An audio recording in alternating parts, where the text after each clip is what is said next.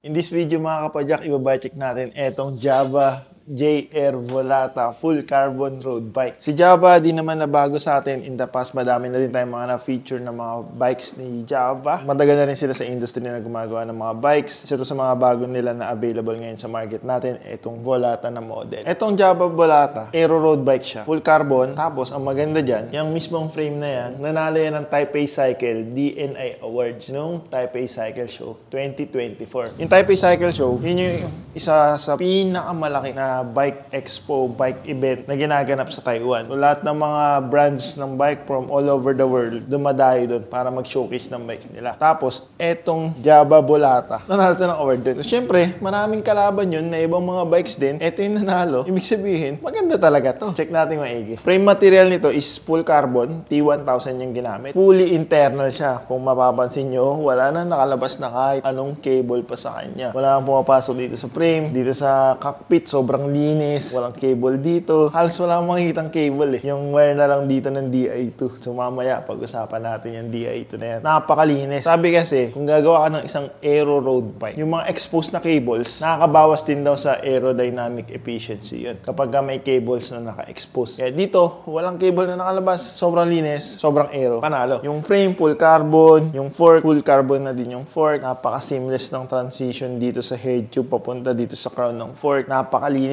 tingnan. Etong colorway na nandito sa atin is yung black and blue. Yung blue niya may pagka-metallic yung dating, glossy yung finish. Ang linis tingnan. So napakalinis ng decals niya. Hindi loud tingnan. Simple lang. Yung Volata na name lang dito sa gilid ng top tube. Nandyan, ang liit lang. JR logo andito. Logo lang ni Java dito sa top tube. Sa head tube meron din. Tapos itong maliit na logo ni Java dito sa chainstay. Yun lang. Tapos yung mga tech niya, hindi na rin masyadong basa kasi sobrang subtle lang sa decals niya. Maporma, maangas tingnan. Yung shape ng tubing niya hindi karaniwan. Iba na yung ginawang shape dito ng tubing sa may bandang head tube. Parang may tupi dito. Pwede ka maglagay ng dalawang battle cage kasi may dalawang mount. Meron dito sa down tube, meron dito sa seat tube. Nakadrop yung seat stay, makapal yung chain stay, aero din yung seat tube, horizontal etong top tube. Yung design ng bike, ganito yung karaniwan na ginagamit sa mga races. Hindi siya yung ginawa na pure aero lang. Parang eto mas all-rounder pa to. Na matulin din to sa patag, aerodynamic din. Kung iaahon mo rin naman to kung sa climbing mo siya gagamitin, hindi ka rin naman yan bibiguin. Ito palang frame set na to ng Volata is UCI certified. Yun yung maganda din kay Java, mga frames na nilalabas nila is UCI certified. Ibig sabihin, nag-undergo siya ng testing para mabigyan siya ng certification ni UCI na pwede mo siyang magamit sa mga UCI sanction races. Para sa mga walang pakialam sa UCI o hindi naman sasali sa UCI, ano bang benefits dun sa atin? Ang kagandahan sa mga UCI certified na frames, mas assured ka sa kalidad ng frame. Sa safety, lalong-lalo na. Masasabi natin na mas mapagkakatiwalaan natin yung frame kasi nga, meron siyang pinagdaanan na UCI certification. Hindi lang basta-basta. Dito, mas panatag ka na gamitin yung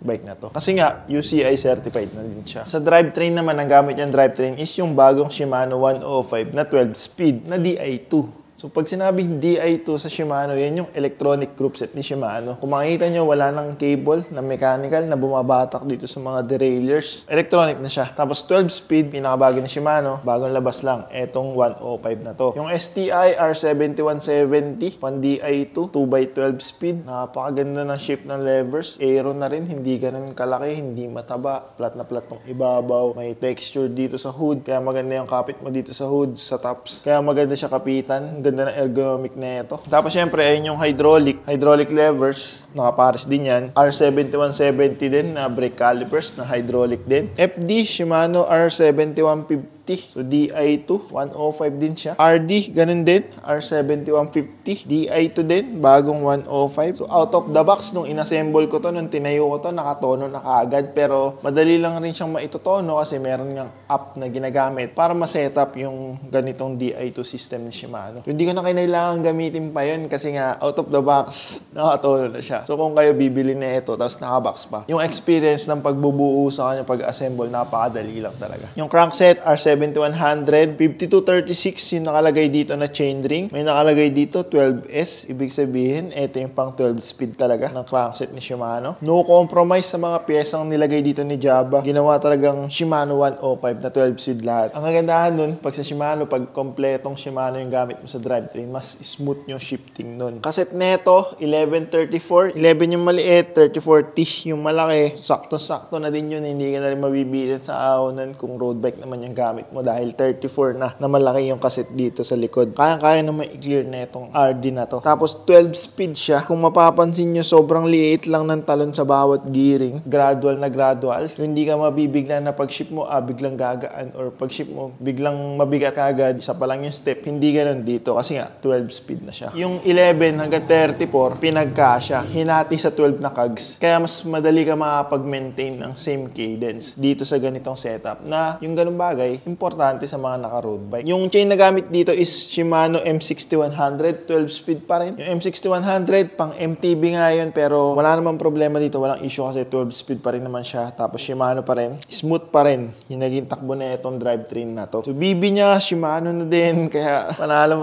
kasi pag Shimano na BB yung nakalagay dun sa bike, mas sigurado ka natatagal yung BB. Tapos less issue na magkakaroon ng mga lagitik kaagad. Sa brake set na ito, hydraulic na. Napakaganda ng piga ng lever niya. 140 yung laki ng rotor sa likod, 160 naman dito sa harap na saktong-sakto lang para sa road bike setup. Sa wheelset naman, decap wheelset yung gamit. Yung decap na brand is parang house brand siya ni Java. Na yun yung pangalan ng mga components na nakalagay sa mga Java bikes. Aluminum wheelset, 24 spokes, harap tsaka likod. J-bend yung spokes, radial yung pattern sa side na hindi ganun ka-stress. Tapos naka 2 cross naman yung lacing dun sa mas high tension na side ng wheelset. Medyo matangkad na rin yung rims na ito. Naka 40mm siya na deep na rims. 40mm rims, mas aerodynamic yun. Pag aerodynamic, yun yung mas humihiwa sa hangin at a certain speed, mas hindi mo ramdam yung pagpigil sa'yo ng hangin pag mas aerodynamic ka. Kung ikaw, tsaka yung bike mo, pinagsama mo na aero, yung position mo, doon mamamaximize mo yung aerodynamic benefit ng bike na gamit mo. Setup ng gulong nito, naka-inner tube, Bresta yung valve, Kenda yung tires, 700 by 28C yung lapad, which is para sa akin, minimum ko na yun kung magro-road bike man ako, 28C na. Sinilip ko yung tire clearance, parang kasya pa ng mga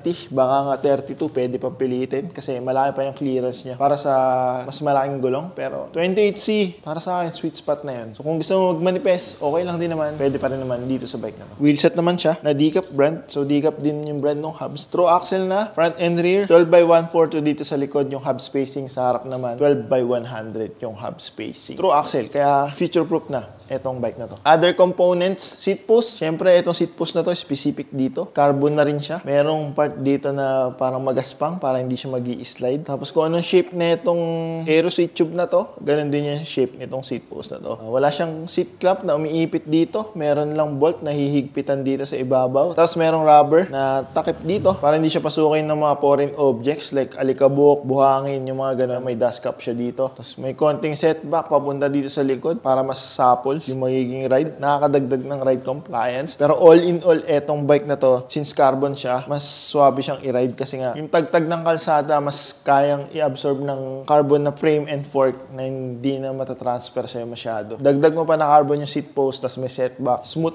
na yung may ride mo dito sa bike na to. Yung saddle, maganda rin yung saddle na ito eh. Bagay na bagay dito sa bike na to. Swak na swak. May butas sa gitna, may pressure relief area, tapos manipis lang din. Sa cockpit naman, Decap Ariete. Decap pa rin yung brand. Ito yung aero cockpit ni Decap. Carbon na rin eh. Tapos fully internal na. Kaya walang wire na nakalabas. Sa mga gantong integrated, fully internal, mas maganda na ang gamit mo talaga dyan is hydraulic brake set. Tapos, eto, naka-electronic siya. Hindi maapektuhan ng pagka-bend ng shifter cable yung shifting performance na itong bike. Hydro din, hindi rin maapektuhan kasi usually issue lang yun sa mga decable na setup. Dito, swak na gamitan siya ng fully internal integrated na cockpit. Pag integrated, magkasama na yung stem tsaka handlebar. May binabagayan nga lang, depende sa bike fit ng tao. Pero tingin ko naman, eto is magiging sakto na rin sa kung sino man yung gagamit na ito. Ang nakalagay dito ngayon, 40cm na size ng drop bar. Sa akin, yun yung swak. Etong frame size na to, eto rin yung swak sa akin. Kaya tingin ko, okay na rin yung setup na ginawa dito ni Java. Tapos meron pa siyang mga aero spacers, pwede mo pang bawasin, pwede mo pa siyang pababaan kung mas strip mo. Pero ayan yung swak na spacer para dito. Kaya ang linis niyang tingnan, ang smooth. Yung bar tape, maayos din yung bar tape, hindi yung parang ordinary lang na mumurahin, magandang klase. May cushion pa siya pero hindi siya yung sobrang taba, tapos hindi siya yung malagkit pero may texture siya. Pedals, may pedals tong kasama right out of the box para hindi ka nabibili ng pedal, mararide mo na kaagad siya pagkabuo mo sa kanya. Pero usually kasi sa mga naka-road bike, hindi nila ginagamit yung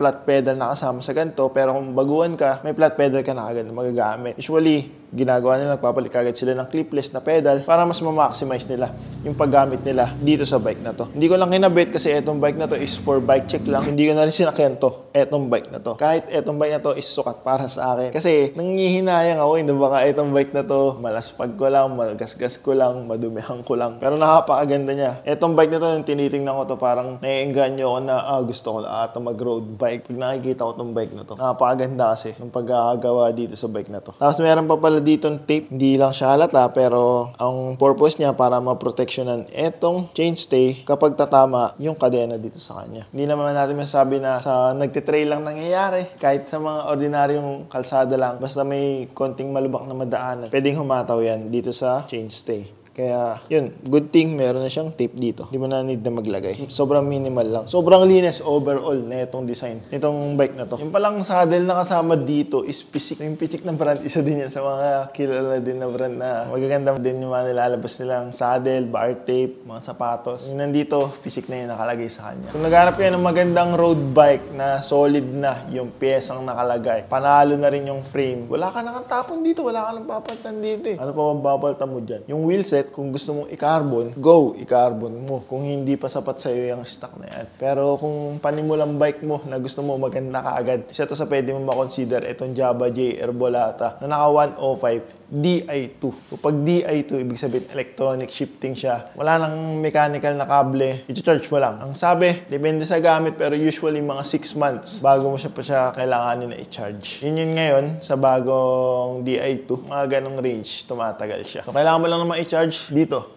sa RD niya. Ito yung cable na kasama. Yan.